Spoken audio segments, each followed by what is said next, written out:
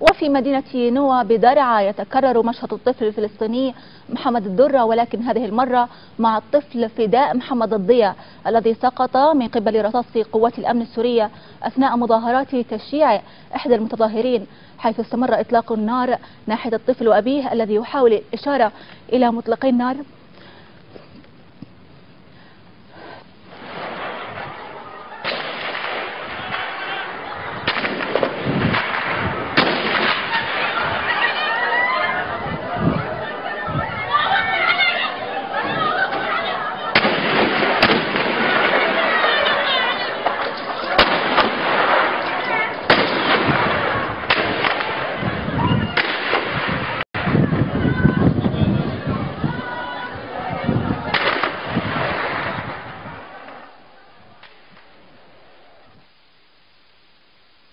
أعلنت القائمة العراقية بزعامة إياد علاوي عقب اجتماع حاسم مع عودتها إلى الحضور لمجلس النواب وتأجيل حضورها جلسات مجلس الوزراء.